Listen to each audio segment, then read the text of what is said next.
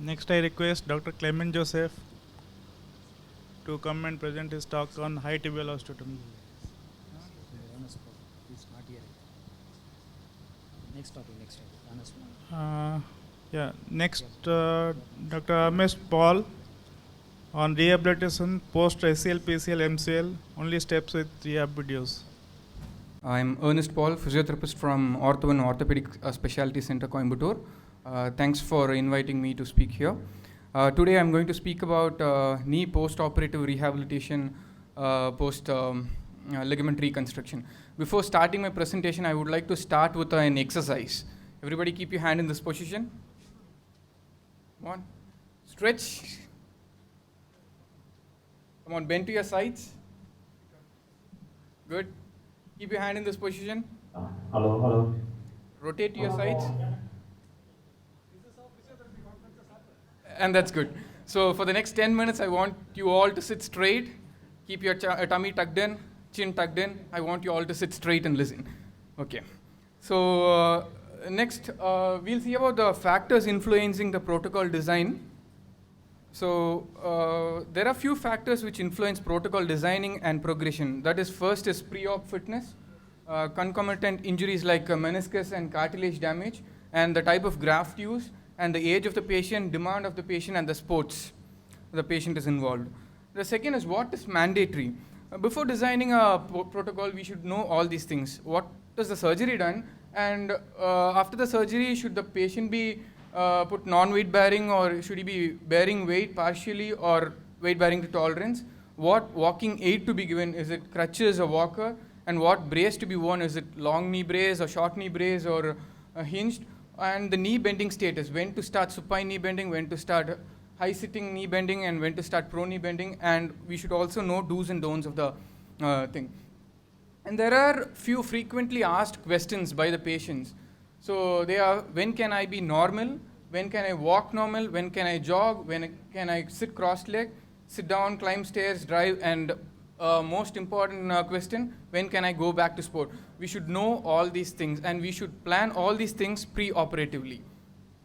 So there are two available protocols. First one is time-based and target-based. Second is target-based.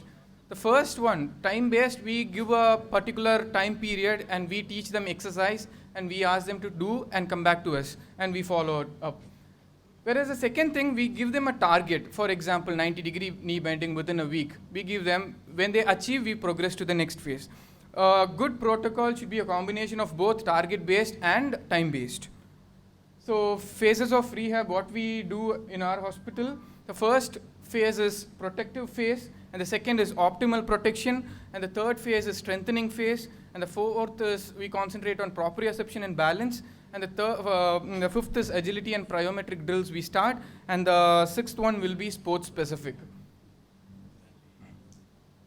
So this is the basic outline of the initial phase of the protocol.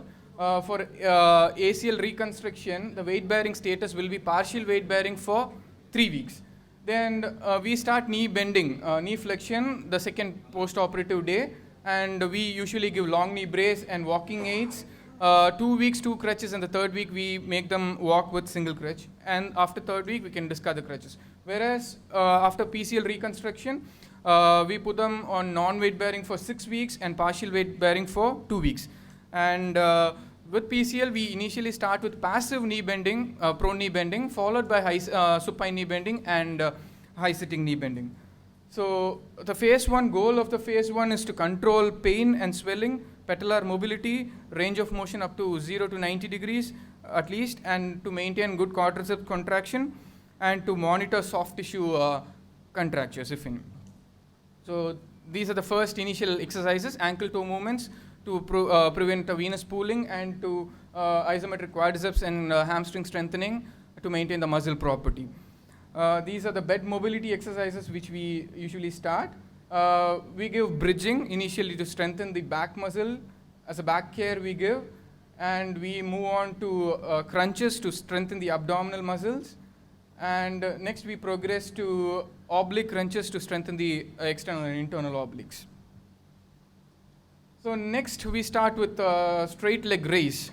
So we make sure that their knee is kept straight, then their toes pulled towards them, and we ask them to do this. When next one will be side lying abduction and prone lying hip extension. We also start with supine knee bending. So for PCL, as I've said before, we give hinged knee brace. We usually start with passive prone knee exercises initially. And by the end of fourth week, by the beginning of the fourth week, we start with supine knee bending. So high sitting knee flexion, for PCL, we start by fifth week, whereas ACL, after ACL reconstruction, we start by second week. So this is very important exercise. More than knee flexion for any knee surgery, symmetrical knee extension is very, very important. So we give this exercise to prevent any flexion deformity and to gain symmetrical knee extension.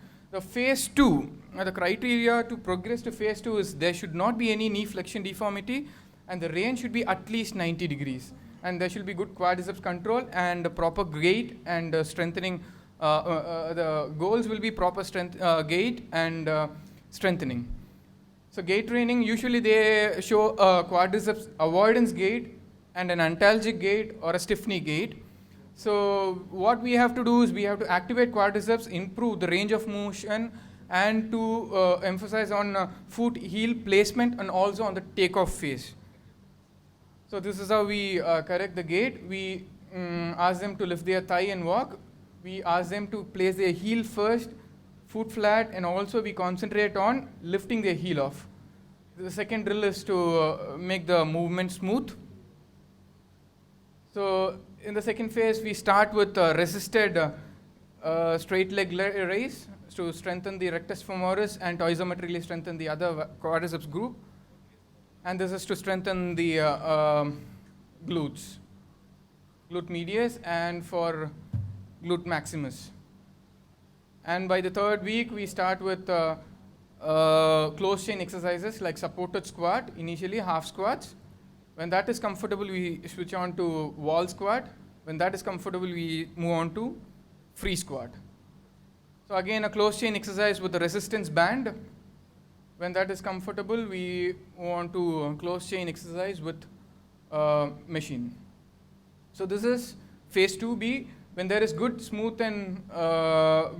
and smooth range of motion, and when there is comfortable bilateral loading, we move on to this phase, in which we concentrate on unilateral loading of the limb to correct imbalance. We increase the difficulty by giving dumbbells. Then we start step-up exercise. We have to climb up with operated leg and climb down with normal leg. That loads the operated leg. When that is comfortable, we move on to terminal knee extension with the resistance band. This strengthens the VMO. And this is weight shifting exercise. This improves proprioception also.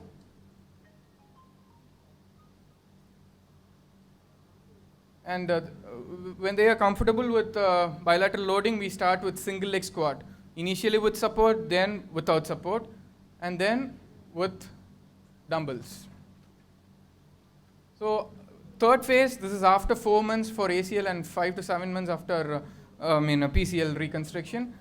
The criteria is there should be a good unilateral loading and strength. And in this phase, our goal is to improve balance and proprioception. So we include balance board drills. Initially, we make them stand on the board. Then slowly, we ask them to move their hands. And the third will be, we'll ask them to move their legs. By the end of 4th month, we start with isolated exercises, open chain exercise for quadriceps. This is machine leg extension. And this is leg curls. Once that is done, we start with compound exercises like lunges. After this phase, most of our exercise will be functional. Difficulty is increased by giving dumbbell. So after, this is the 4th phase. When there is improved balance and stability and improved unilateral control, we start with functional training and we train them to jog. See, we start with composite drills. This is more of functional activities. Then 5th and 6th phase, When the patient is comfortable with jogging and when there is stability in composite drills, we start with plyometrics and agility drills. Plyometrics is nothing but jumping drills. Agility is change in direction with speed, and skill training also we'll be starting. So a few examples of agility drills. This is zigzag run. This is hops, forward hops, single leg hops. And this is fast feet workout. And before that, one more thing, lateral hops. And this is shuttle run to improve agility and explosive power. So normally, after 6 months, we do a post-operative fitness evaluation to send them back to sport. The criteria to do evaluation is there should not be any pain or instability, and they should have undergone advised rehab program, and there should be full range of motion, proper gait, and there should not be any other injuries or disorders. This is our post-op evaluation form. We do about 12 tests, which I'm not going to explain in detail.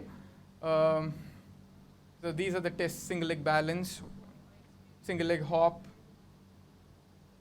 then single leg cross hop, single leg squat test, then retro step up. We score each test. We test the core also, core muscles. Then we check their running pattern, jogging, sprinting, lateral jog, retro jog, everything we check for pattern, form, rhythm, if they are comfortable. So return to sport criteria, there is no universal criteria at all to send them back to sport. But usually we send them back in 9 to 12 months when there is good functional stability, normal knee function, close to full range of motion, 90% isokinetic strength when compared to the opposite leg. And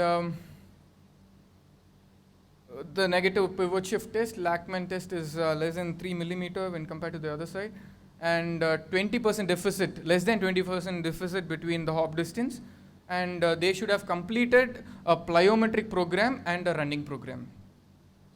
So take home message, rehab should be wholesome. Our population needs a safe progression than a fast progression. Time-based or target-based, our protocol should respect the healing process which is happening inside the knee, and evaluation that cannot predict re-injury, but it will help us to design a proper fitness training program. And last and important thing, athlete must be, first of all, he should be intelligent enough to understand his knee and the preventive measures what we teach them to be safe on the field. Thank you. Thank you, Mr. Ernest Paul. Kindly receive your memento.